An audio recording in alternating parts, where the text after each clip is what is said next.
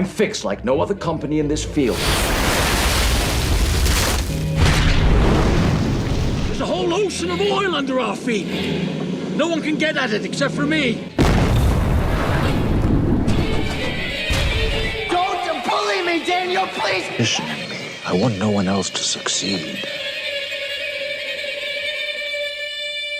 Guys, কেমন আছো সবাই? আশা করি সবাই খুব ভালো আছো। আজকে আমরা যে সিনেমাটি সম্পর্কে জানতে চলেছি এটার নাম হচ্ছে দেয়ার উইল বি ব্লাড এবং এই সিনেমাটি তৈরি করা হয়েছে 1926 সালে, মানে আজ থেকে পাক্কা 100 বছর পূর্বে। ওই সময়ের আমেরিকার পরিস্থিতি দেখে একটা নভেল লেখা হয়েছিল, যখন আমেরিকা মাত্র শিল্প ডেভেলপ করছে, জায়গায় জায়গায় তেল পাওয়া যাচ্ছে। তো ওই সময়ের সিচুয়েশন ভিত্তি করে যে নভেলটা তৈরি হয়েছে সেই নভেলের উপর ভিত্তি করে এই সিনেমাটি তৈরি হয়েছে এবং আশা করছি সিনেমাটি তোমাদের পছন্দ হবে। আর এই সিনেমার ভেতরে একটা গভীর মেসেজ দেওয়া হয়েছে যে একজন সাধারণ মানুষ যে খুবই গরিব মানুষ ছিল, দিনমজুর, সে আস্তে আস্তে তার বুদ্ধি খাটিয়ে বড় হতে থাকে, বড় হতে হতে তার পাওয়ার বাড়তে থাকে, আস্তে আস্তে তার ভেতরে মনুষ্যত্ব চলে যায় এবং ধীরে ধীরে সে অনেক ক্ষমতাধর হয়, ধনী হয়, কিন্তু লাস্ট পর্যন্ত দেখা যায় সে সুখী নয়।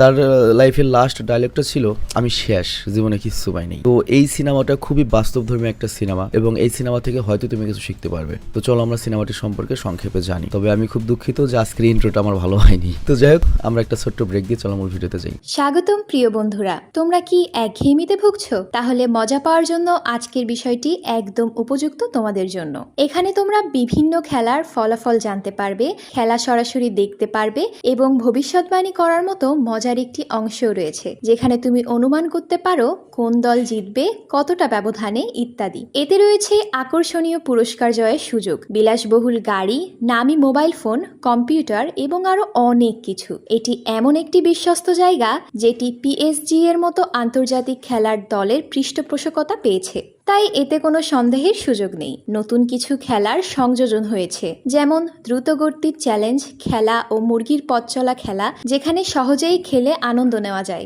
আর হ্যাঁ, যদি তুমি আমাদের প্রচারমূলক সংকেত ব্যবহার করে নিবন্ধন করো তাহলে পেতে পারো 12,000 টাকা পর্যন্ত পুরস্কার একদম বিনামূল্যে। সঙ্গে থাকবে প্রথম জমাই অর্থের পর বিনামূল্যে ঘূর্ণনের সুযোগও। অর্থ গ্রহণ ও প্রেরণ করা যাবে খুব সহজভাবে, নগদ, বিকাশ, রকেট, ব্যাংক হিসাব সহ আরো অনেক মাধ্যমে। তাই আর দেরি না করে উপরে থাকা স্থায়ী মন্তব্যে ক্লিক করো, সেখানে নিবন্ধনের প্রক্রিয়া রয়েছে। শুধু আমাদের প্রচার সংকেতটি ব্যবহার করলেই তুমি বোনাস পেয়ে যেতে পারো। তো ব্রেক শেষে আমরা মূল ভিডিওতে আসলাম। সিনেমার শুরুতে আমাদের 1898 সালের একটা দৃশ্য দেখানো হয়, মানে আজ থেকে মোটামুটি 130 বছর আগের দৃশ্যটা হচ্ছে আমেরিকার, যেখানে আমরা ড্যানিয়েল নামের একজন লোককে মাটি ঘুরতে দেখি। খুবই গরিব ড্যানিয়েল, বা ফ্যামিলি বউটো কেউ নেই, বিয়েটিও করতে পারেনি। তো ড্যানিয়েল সেই সব জায়গায় মাটি ঘুরতো স্পেশালি, যেখানে তার মনে হতো যে মাটির নিচে কিছু অমূল্য কিছু খুঁজে পাবে। এরপর ড্যানিয়েল বেশ কিছু সময় মাটি ঘুরে একটা রূপার খনি পায়, এটা দেখে সে খুব খুশি হয়। তারপর ড্যানিয়েল মাটির নিচে সেই স্থানে একটা ডাইনামাইট লাগায়, যাতে ব্লাস্ট করে স্থানটি আরো বড় করতে পারে। অর্থাৎ মাইনিং এর জন্য ড্যানিয়েল ডাইনামাইট ব্যবহার করছে। তো ডাইনামাইট লাগিয়ে ড্যানিয়েল উপরে উঠে আসে ঠিকই, আর আগেকার ডাইনামাইটে তো টাইম বম ছিল না, বাজির মতো ছিল। তো উঠতে উঠতেই ব্লাস্ট হয়ে যায়। তবে তারপর ওর কোনো ক্ষতি হয় না। তো এরপর ড্যানিয়েল করে কি আবারও রশি দিয়ে মাটির নিচে নামার সময় হঠাৎ করে রশি হাত থেকে ফসকে নিচে পড়ে যায়। আর ড্যানিয়েল তখন বুঝতে পারে যে ওপর থেকে নিচে পড়ার কারণে তার পা ফ্র্যাকচার হয়ে গিয়েছে, কিন্তু তারপরও সে ওই অবস্থায় হার না মেনে চারিদিকে রূপার পাথরের খোঁজ করতে থাকে। আর তারপর ড্যানিয়েল আরো একটা রূপার মিশ্রিত পাথর খুঁজে পায়। তারপরে ড্যানিয়েল অনেক কষ্ট করে ভাঙা পা নিয়ে আবার উপর উঠে আসে, কিন্তু ড্যানিয়েল ওপরে উঠেও হাঁটতে পারছিল না। সে হামাগুড়িতে সামনের দিকে এগিয়ে যায়, বাট তখন কিছু লোক ওকে দেখতে পায় এবং ওকে সাহায্য করে পাশের টাউনে রূপা বিক্রির দোকানে নিয়ে যায়। তো ওইখানে গিয়ে ড্যানিয়েল করে রূপা বিক্রি করে যাতে সে নিজের কিছু চিকিৎসা করতে পারে। আর এভাবে বেশ কিছু বছর কেটে যায়। আর এরপর আমাদের 4 বছর পরের দৃশ্য দেখানো হয়, আমরা ড্যানিয়েলকে দেখি। আর ড্যানিয়েল কিন্তু এখন রূপা খোঁজার কাজ ছেড়ে দিয়েছে। ওই রূপা বেচে সে মোটামুটি টাকা পয়সার মালিক হয়েছে, কিন্তু সে জানতে পেরেছে রূপা তো অল্প পাওয়া যায়, কিন্তু খনি থেকে যদি তেল উঠানো যায় একটা জায়গায় অনেক বেশি তেল থাকে, তেলে লাভ হয় বেশি। তো এই কারণে ড্যানিয়েল করেছে ওই রূপার টাকা দিয়ে তেল উত্তোলনের ছোটখাটো একটা কোম্পানি খুলেছে। তো ড্যানিয়েল এখন লস অ্যাঞ্জেলসে তেল উত্তোলনের কাজ করছে, যেখানে সে তেলের সন্ধান পেয়েছে। তো ওইখানে যখন তেল উত্তোলন করছিল হঠাৎ করেই একটা দুর্ঘটনা ঘটে এবং দুর্ঘটনায় একজন শ্রমিকের মৃত্যু হয়। অ্যাকচুয়ালি ওই শ্রমিক তেল উত্তোলনের কাজে কূপের নিচে ছিল, বাট তখনই উপর থেকে একটা মেশিন শ্রমিকের উপর পড়লে শ্রমিক সেখানেই মারা যায়। তো মৃত লোকটির একটা বাচ্চা ছিল আর সে ছিল অনাথ। তো ড্যানিয়েল তখন ভাবে এই বাচ্চাটিকে সে দত্তক নেবে। আর এখানে উল্লেখ্য ড্যানিয়েল তার কাজ নিয়ে এত বেশি ব্যস্ত ছিল যে তার ওই বউ বাচ্চার প্রতি সময় ছিল না, যার যার জন্য প্রেম বিয়েও করেনি, তার খালি টাকা টাকা টাকা। তো এরপর থেকে ড্যানিয়েল সে বাচ্চাটিকে সাথে নিয়ে সব জায়গায় ঘুরে বেড়াতো এবং যখনই সে কোনো তেলের জমির সম্পর্কে খোঁজ পেত ছুটে গিয়ে ওই মালিকদের কাছ থেকে জমি কিনতো বা লিজে নেওয়ার চেষ্টা করতো যাতে তেল উত্তোলন করতে পারে। আর ড্যানিয়েল তখন সেখানে গিয়ে মনে করো আমার জমিতে তেল পাওয়া গিয়েছে, সেখানে গিয়ে ড্যানিয়েল করতে কি বড় বড় যে কোম্পানি রয়েছে তাদের সমালোচনা করতো যে বড় বড় কোম্পানি আপনাদের জমি লিজ নেবে, আপনাদেরকে ঠকাবে, কিন্তু আমার ছোট কোম্পানি আমরা আপনাদেরকে জেতাবই। তো দেখতে দেখতে ড্যানিয়েলের ছেলে বড় হয় আর ড্যানিয়েল তার ছেলের নাম রেখেছে এইচডব্লিউ প্লেন ভিউ। তো ড্যানিয়েল যেখানে যায় সেখানে তার ছেলে এইচডব্লিউ কে নিয়ে যায় যাতে সবাই বুঝতে পারে যে ড্যানিয়েল খুব পারিবারিক মানুষ। মানে বুঝতেই পারছো, নর্মালি আমি নিজেকে দিয়ে বলি যখন আমি একা কোথাও যাই আমাকে মানুষ ফটকা মনে করে, কিন্তু যখন আমার সাথে আমার বাচ্চা কোলে থাকে, বউ থাকে, তখন মানুষ আমাকে একটু বেশি আস্থা করে যে এই লোকটা কাউকে ধোকা দিবে না। তবে অধিকাংশ মানুষই জিজ্ঞাসা করে তোমার স্ত্রী কোথায়। ড্যানিয়েল এই প্রশ্নের উত্তরেও সবাইকে মিথ্যে বলে যে এইচডব্লিউর মানে এই বাচ্চার জন্মের সময় তার মা মারা গিয়েছে এবং ড্যানিয়েলের কথা শুনে উল্টো সবাই আরো ওকে সান্ত্বনা দেয় এবং ভাবে যে ড্যানিয়েল খুব ভালো একটা বাবা যে তার মা হারা সন্তানকে আগলে রেখেছে। তো এরপর আমরা 1911 সালের দৃশ্য দেখি আর পল নামের একটা ছেলেকে আমরা দেখতে পাই যে ড্যানিয়েলের কাছে আসে এবং বলে বোস্টনে আমাদের একটা জমি রয়েছে আর আমার মনে হচ্ছে জমির নিচে তেলের খনি রয়েছে। তো তখন ড্যানিয়েল পলকে বলে আমি তোমার মুখের কথা বিশ্বাস করতে পারবো না, তুমি আরো যতটুকু তথ্য দিতে পারবে দাও। তো এরপর পল সবকিছু খুলে বলে আর তারপর ড্যানিয়েল পলকে যে বলে তোমার জমির ঠিকানা দাও, কিন্তু এইবার পল ঠিকানা বলে না আর ড্যানিয়েল বুঝতে পারে পল তো ঘাটতেরা টাইপের। তো ড্যানিয়েল পলকে তখন $100 দেয় আর পল তখন ড্যানিয়েলকে জমির ঠিকানা ম্যাপে দেখিয়ে দেয়। তো জমির ঠিকানা পেয়ে ড্যানিয়েল তো খুশি হয়ে যায় আর তারপর ড্যানিয়েল তার ছেলেকে নিয়ে যায় হচ্ছে বোস্টনে, কিন্তু ড্যানিয়েল কাউকে বলে না সে এখানে কেন এসেছে। সে চারিদিকে ঘুরে পলদের বাবার যে জমি সেগুলো দেখতে থাকে আর সেখানে গিয়ে ড্যানিয়েলের সাথে পলের বাবার দেখা হয়ে যায় যার নাম হচ্ছে অ্যাবল। তো অ্যাবল ড্যানিয়েলকে স্বাগত জানায় এবং তাকে থাকার জন্য ঘর দেয়, মানে এগুলো গৃহস্থ ফ্যামিলি বুঝতেই পারছো। এবং এখানে আমরা পলের বোনকে দেখি যার নাম হচ্ছে এমি এবং এরপর ড্যানিয়েলের সাথে পলের যমজ ভাই ইলাইয়ের সাথে দেখা হয়। তো তখন ড্যানিয়েল ইলিয়ার সাথে কথা বলার চেষ্টা করে এবং সে কথা বলে বুঝতে পারে ইলাই বয়স অনুযায়ী অনেক বেশি বিচক্ষণ, মানে ওর যমজ ভাই পলের মতো ভোদাই টাইপ লোক নয়। তো এরপর ড্যানিয়েল করে কি তার ছেলে এইচডব্লিউ কে নিয়ে বের হয় এই জমি নিরীক্ষা করতে আর তখন সত্যি সত্যি ড্যানিয়েল জমিতে তেল দেখতে পায়। তো ড্যানিয়েল এটা শিওর হয়ে যায় যে পল তাকে সত্যটাই বলেছে, তার সাথে এটা বুঝতে পারে যে এইখানে তেলের পরিমাণ অনেক বেশি হবে আর এই জমি যদি ড্যানিয়েল কিনে নেয় তাহলে অনেক বেশি লাভবান হবে। তো এরপর ড্যানিয়েল করে কি তার ছেলে এইচডব্লিউ কে পুরো প্ল্যানিংটা বলে, মানে এমনিই বলে আর কি, নিজের সাথে নিজে কথা বলার মতো। এই ছেলে আর কি বুঝবে। তো ড্যানিয়েল বলে এই জমিতে আমরা একটা পাইপলাইন লাগাবো এবং এই পাইপলাইন আমরা শহরের কাছে নিয়ে যাব আর তারপর সেখান থেকে ইউনিয়ন অয়েল কোম্পানির কাছে আমরা তেল বিক্রি করব, তাহলে আমাদের শিপিং খরচ বেঁচে যাবে। সিস্টেমটা বলি আমি তোমাকে, আমার জমিতে তেল পাওয়া গিয়েছে, এখন আমি নিজে যদি বেচতে যাই লাভ তো বেশি হবে কিন্তু ঝামেলাও তো অনেক, আমার তেলগুলো তো বহন করতে হবে, কিন্তু আমি যদি বড় কোম্পানিকে বলি যে আমার তেল আছে নিয়ে যাও, তো তখন তো নিয়ে যাবে, আবার খরচ হলো না। আর ড্যানিয়েল যে কোনো মূল্যে এই জমিটা ক্রয় করতে চাচ্ছে।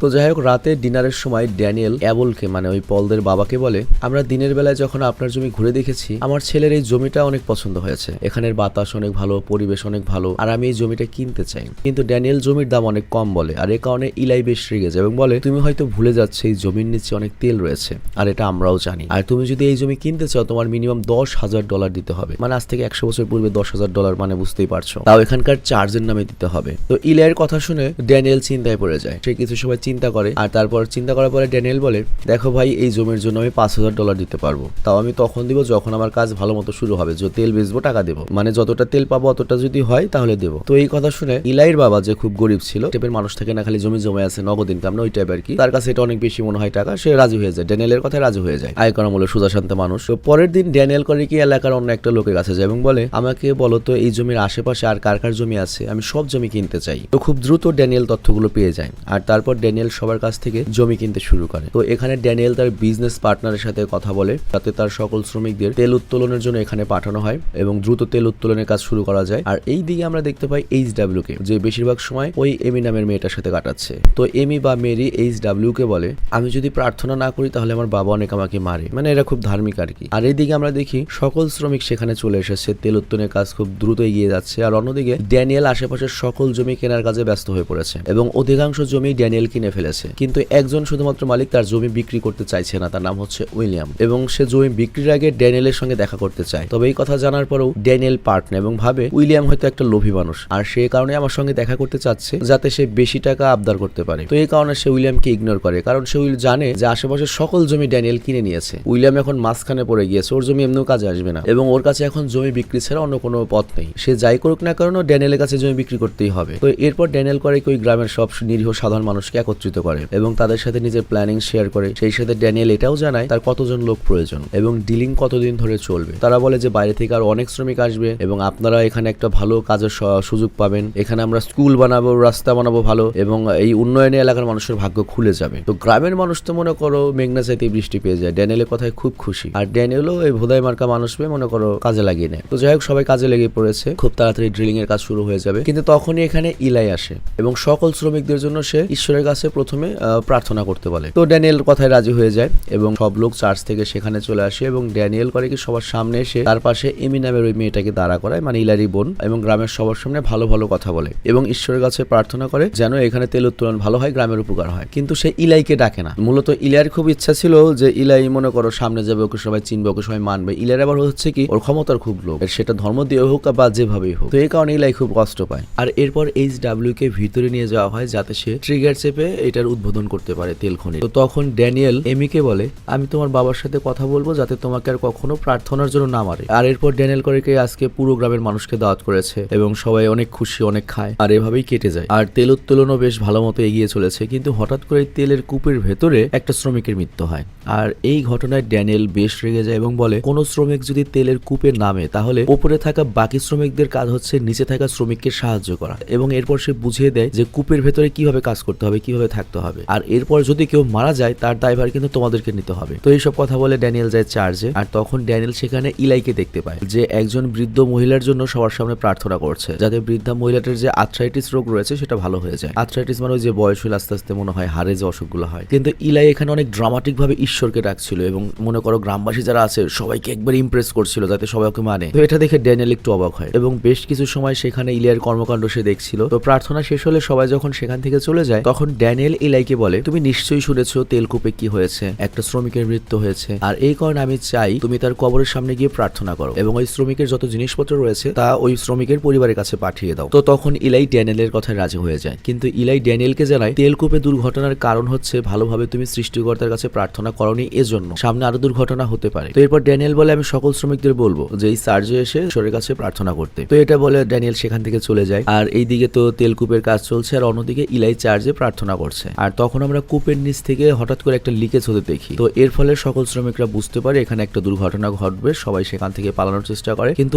HW মানে ওই পিচ্ছি ভিতরে আটকা পড়ে যায়। তো ড্যানিয়েল যখন জানতে পারে সে দ্রুত তার ছেলের কাছে দৌড়ে যায় আর এরপর HW কে উদ্ধার করে বাইরে নিয়ে আসে। আর ড্যানিয়েল তার ছেলেকে নিয়ে দূরে সরে যাওয়ার চেষ্টা করে, বাট তখন একটা ব্লাস্ট হয় এবং তেলের কূপে যতটা কাজ এগিয়েছিল সব শেষ হয়ে যায়। তো চোখের সামনে এগুলো দেখার পরে ড্যানিয়েল অনেক ভেঙে পড়ে এবং এই ঘটনার পরে ড্যানিয়েল এটাও খেয়াল করে যে HW বয়রা হয়ে গিয়েছে, কানে শুনতে পায় না। তো এই জন্য সে ছেলেকে বুকে নিয়ে ঘুম পাড়িয়ে দেয়। আর তারপর ড্যানিয়েল শহর থেকে একজন লোক নিয়ে আসে যে HW এর খেয়াল রাখবে। আর এরপর আমরা ইলাইকে ড্যানিয়েলের কাছে আসতে দেখি। তো ইলাই ড্যানিয়েলকে বলে আমার $5000 লাগবে, আমার $5000 দাও, এই জমির টাকা দাও। কিন্তু ড্যানিয়েল এটা শুনে বেশ রেগে যায় এবং ইলাইকে থাপড় মারে এবং বলে তুই দেখতে পাচ্ছিস না এখানে কি হচ্ছে? তোকে তো আমি আগেই বলেছি কাজ যদি ঠিক মতো হয় তখনই টাকা পাবি, আর যখন থেকে আমি এখানে এসেছি তখন থেকে তুই আর মাথা খারাপ করে দিচ্ছি। তুই আমাকে বলস এইখানে প্রার্থনা করতে হবে, ওইখানে প্রার্থনা করতে হবে, এইটার জন্য দুর্ঘটনা ঘটছে, ওদের জন্য দুর্ঘটনা ঘটছে, আর তোর উচিত ছিল আমার ছেলের জন্য প্রার্থনা করা যাতে তার কিছু না হয়। তো এগুলো বলতে বলতে ড্যানিয়েল করে ইলাইকে টেনে হিস্ট্রি ওই নষ্ট হওয়া তেলের মধ্যে নিয়ে যায় এবং ড্যানিয়েল ইলাইকে তেলের মধ্যে ফেলে মারতে থাকে এবং বলে এরপর থেকে তুই আর আমার কাছে কখনো টাকা চেতে আসবি না এবং প্রার্থনার কথা বলতে আসবি না, তুই নিজের জন্য প্রার্থনা কর। তো এই ঘটনা খুব বাজে প্রভাব পড়ে ইলাইয়ের উপরে, মানে ওর খুব সম্মানহানি হয় এবং ইলাই বাড়িতে গিয়ে খাবারের সময় তার বাবাকে বলে আমার যমজ ভাই পল খুব খারাপ কাজ করেছে, সে একটা অচেনা এরকম শয়তান লোককে জানিয়ে দিয়েছে যে আমাদের জমির নিচে তেল রয়েছে,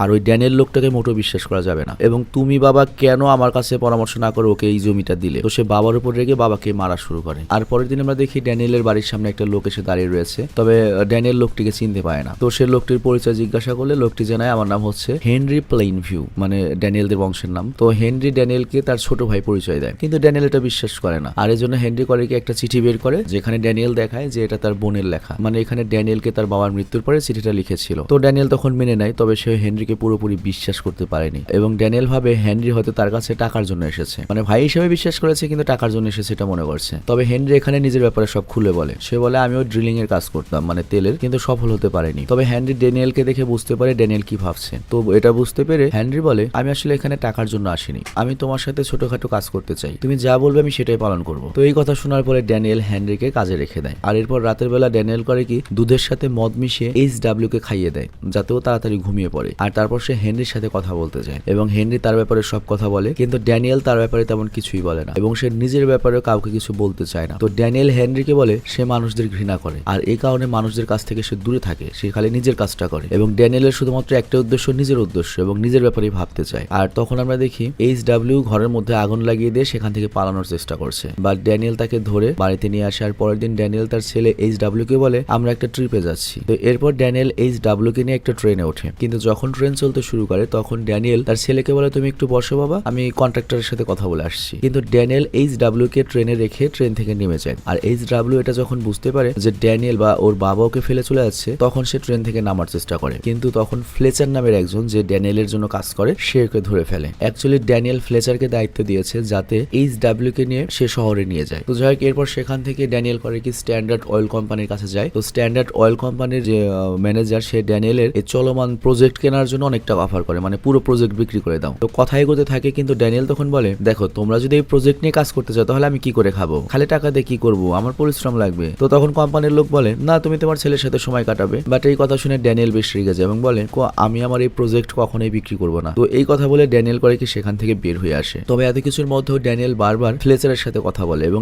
HW খোঁজ খবর নিচ্ছিল। আর তখন আমরা জানতে পারি যে ড্যানিয়েল ইউনিয়ন অয়েল কোম্পানির সাথে অলরেডি ডিল করে ফেলেছে, মানে দুইটা কোম্পানি, একটা হচ্ছে স্ট্যান্ডার্ড অয়েল কোম্পানি আর একটা হচ্ছে ইউনিয়ন কোম্পানি, এবং তারা একসাথে পাইপলাইনের কাজ করছে। কিন্তু নকশা দেখার পরে ইউনিয়ন অয়েল কোম্পানি জানায় সেখানে পাইপলাইন বানানো অনেক কঠিন, কারণ পাইপলাইনের রাস্তায় উইলিয়ামের জমি পড়েছে, আর ওই জমি ড্রিলিং ছাড়া পাইপলাইন এগিয়ে নেওয়া সম্ভব নয়। তো এই কথা শুনে ড্যানিয়েল উইলিয়ামের বাড়িতে যায়, কিন্তু সে ওখানে উইলিয়ামকে পায় না। তো উইলিয়ামের নাতি তখন ড্যানিয়েলকে জানায় ওই জমি আমার দাদা বিক্রি করবে না, কারণ সে চায় না তার জমিতে ড্রিলিং হোক, সে ওই জমিতে চাষ করে খায়। আর তখন ড্যানিয়েল ছেলেটিকে বলে তোমাদের জমিতে তো আমরা ড্রিলিং করব না, আমি শুধু তোমার দাদার সাথে কথা বলতে চাই, তোমার দাদা যখন ফিরে আসবে আমার কাছে তখন পাঠিয়ে দেবে। তো এরপর ড্যানিয়েল আর হেনরি সেখান থেকে চলে যায়। আর তারপর আমরা দেখতে পাই ড্যানিয়েল আর হেনরি বাইরে ঘুরতে গিয়েছে, দুই ভাই সুইমিং করছে। আর তখন ড্যানিয়েল হেনরিকে জিজ্ঞাসা করে ছোটবেলায় তারা যখন একসাথে থাকতো ওদের একটা প্রতিবেশী ছিল যে ওদেরকে খুব জ্বালাতো তার ব্যাপারে। তো হেনরিকে যখন জিজ্ঞাসা করে, হেনরি যেটা বলে এটা শুনে ড্যানিয়েলের সন্দেহ হয় যে ওকে আমার আসলেই ভাই। তো রাতে ড্যানিয়েল করে কি হেনরিকে কিছু টাকা দেবে এবং বলে যে একটা পতিতার কাছে যা, সেখানে গিয়ে ভালো সময় কাটিয়ে আয়। তো হেনরি খুশি হয়ে টাকা নেয় এবং চলে যায়। কিন্তু এরপর যখন হেনরি ফিরে আসে তখন ড্যানিয়েল ওকে পিস্তল তাক করে ধরে এবং বলে তুই তোর আসল পরিচয় বল, তুই তো আমার ভাই হেনরি না। মানে বুঝতেই পারছো ড্যানিয়েল ছোটবেলা থেকেই ফ্যামিলির বাইরে চলে গিয়েছে টাকার লোভে, মানে বড় লোক হওয়ার লক্ষ্যে। তো যাই হোক, তখন এই হেনরি নামের লোকটি বলে, মানে ও আসলে তো হেনরি না, অন্য কোনো লোক। ও বলে যে হেনরি আমার সঙ্গে কাজ করতো এবং অনেক বছর আমরা একসাথে কাজ করেছি, এবং হেনরি সবসময় তোমার ব্যাপারে সবকিছু আমাকে বলেছে, সে সবসময় তোমার কাছে আসতে চাইতো, কিন্তু ওর কাছে এত টাকা ছিল না যে এত দূর থেকে তোমার কাছে আসতে পারবে, কারণ অনেক কষ্টের কাজ করতাম, অনেক কম বেতন পেতাম আমরা। কিন্তু হঠাৎ একদিন হেনরি অসুস্থ হয়ে মারা যায়, আর আমি ছাড়া কেউ জানতেও না যে হেনরি কে, তার পরিচয় কি, যে তার কোনো ফ্যামিলি রয়েছে কিনা। তো হেনরির মৃত্যুর পরে একটা সময় গিয়ে আমি কর্মহীন হয়ে পড়ি, আর এই কারণে আমি হেনরি সেজে তোমার কাছে আসার সিদ্ধান্ত নিই। তবে বিশ্বাস করো আমি তোমার এখানে ক্ষতি করতে আসিনি, আমার উদ্দেশ্য খারাপ কিছু না, কিন্তু আমি ভুল করে ফেলেছি মিথ্যা বলে। তবে এটা শোনার পরেও ড্যানিয়েল ওই লোকটিকে মেরে ফেলে এবং লাশটিকে মাটির নিচে পুঁতে দেয়। আর তারপর ওই লোকটির কাছ থেকে ড্যানিয়েল তার ছোট ভাই হেনরির ডায়েরি পায়, আর ডায়েরি পড়ে ড্যানিয়েল অনেক কান্না করতে থাকে তার ভাইয়ের জন্য। মানে ড্যানিয়েল এমন একটা মানুষ যে লাইফে অনেক সফল, অনেক টাকা কামাচ্ছে, কিন্তু তার আপন বলতে দুনিয়াতে কেউ নেই, বুঝতেই পারছো। আর এটা সে নিজেই করেছে, সে তার কোনো ফ্যামিলির সাথে যোগাযোগ, কন্ট্যাক্ট, কোনো বন্ধু বান্ধব কোনো কিছু রাখেনি, শুধু প্রফেশনাল সম্পর্ক। তো যাই হোক, সকালে যখন ড্যানিয়েল চোখ খোলে তখন সেখানে সে উইলিয়ামকে দেখতে পায়, মানে ওই বুড়া বেটা যার জমি কিনতে চায়, এবং ড্যানিয়েল উইলিয়ামকে অনেক টাকার লোভ দেখায় যাতে উইলিয়াম তার কাছে জমি বিক্রি করে। বাট তখন উইলিয়াম বলে আমার টাকার কোনো লোভ নেই,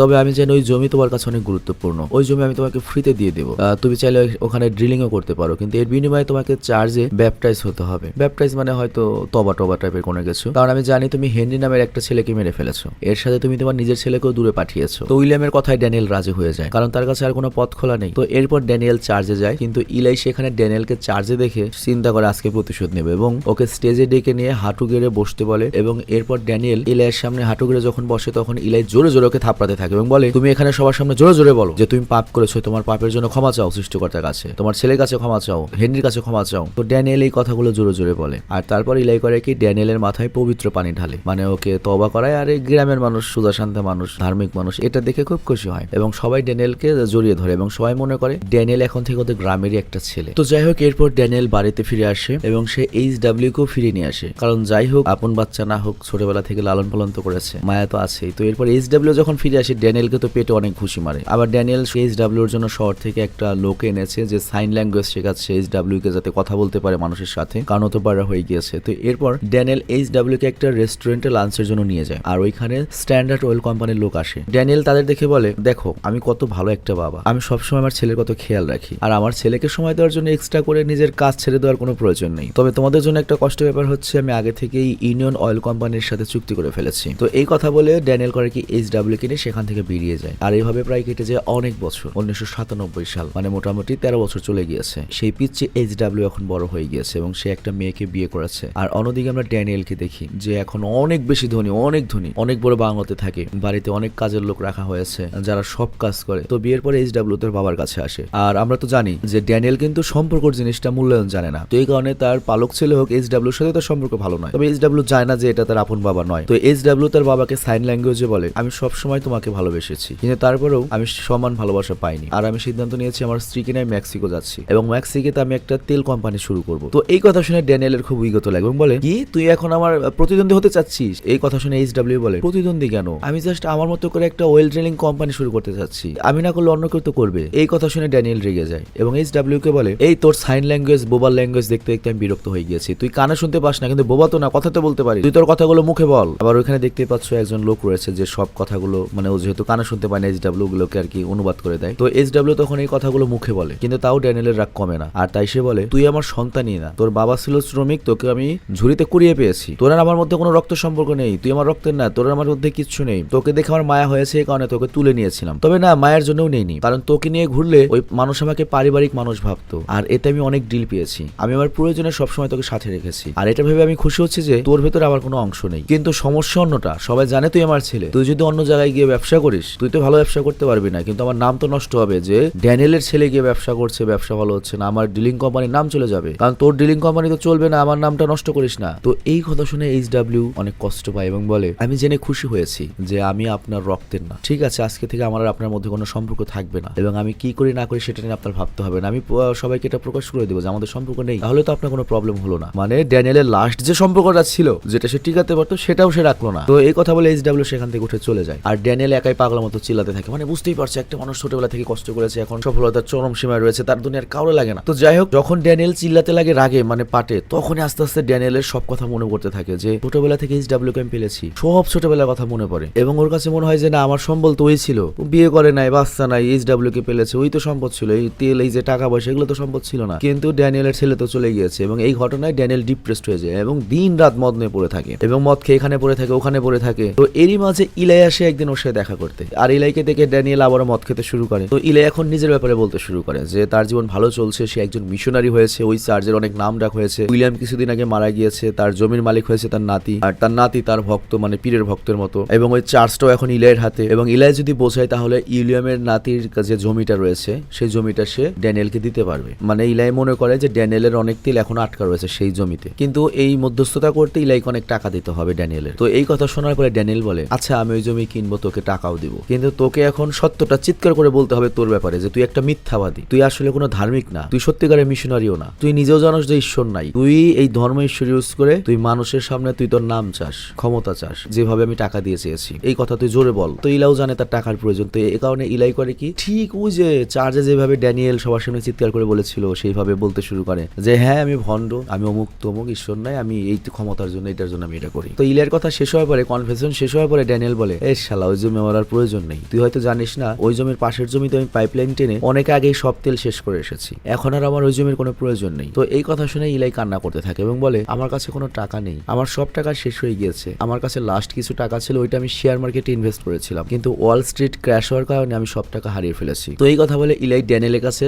টাকার সাহায্য চায়, কিন্তু ড্যানিয়েল তখন ইলাইকে এসে বলে, শালা তুই লোভী মানুষ, তুই ঈশ্বর বেঁচে খাস, তুই মনে করিস ঈশ্বর তোকে বেছে নিয়েছে, কিন্তু তুই ভুল, ঈশ্বর হচ্ছে তোর ভাইকে বেছে নিয়েছিল। তোর ভাই বোকা থাকলেও একটা সৎ মানুষ ছিল, ও বোকার মতো আমার কাছে তেলের কথা বলেছে ঠিকই, কিন্তু ও কোনো টাল্টিবাল্টি লোক ছিল না, কিন্তু তুই বেটা টাল্টিবাল্টি লোক ছিলি, তুই যদিও আমাকে ঘৃণা করতে, কিন্তু টাকার লোভে তুই তোর বাবাকে দিয়ে জমিটা আমার কাছে সেল করেছিস, তোর ভাই আমার কাছ থেকে খালি $100 নিয়েছিল, জমি সেল করায়নি, আর ওই $5,000 জমি দিয়ে আমি $5,00,000 কামিয়ে এত ধনী হয়েছি, তুই তোর লোভে পতন হয়েছিস। তো ড্যানিয়েল এইসব কথা বলে ওর সারা জীবনের যত রাগ না সব ইলাইয়ের উপর মনে করো যে খাটিয়ে দেয়, গালাগালি করে, আর তারপর ইলাইকে তুলে ড্যানিয়েল করে কি ফ্লোরে ধাক্কা মেরে ফেলে দেয়, বল ছুটতে শুরু করে। তো ইলাই এখানে ড্যানিয়েলকে বারবার থামতে বলে, কিন্তু ড্যানিয়েল পাগল হয়ে গিয়েছে। মানে ড্যানিয়েলের সারা জীবনে ফ্রাস্ট্রেশন, সারা জীবনে দেখছে তো শুরু হয়েছে কিভাবে, ওই দিনমজুর থেকে এত ধনী হওয়ার পর ওর কিছুই নাই, মানে ওর পাগল হয়ে গেছে, ইলাইয়ের কাছে নাই টাকা, ওর কাছে টাকা আছে কিন্তু আর কিছুই নাই। তো করে কি ইলাইকে মনে করো রাগে মারতে মারতে আঘাত করে একবারে মেরে ফেলে। তো এইসব শব্দ পেয়ে ড্যানিয়েলের কাজের লোক দূরে এসে জিজ্ঞাসা করে, বস কি হয়েছে স্যার, কি হয়েছে? ড্যানিয়েল বলে, আমি শেষ হয়ে গেছি, আমার কাজ শেষ।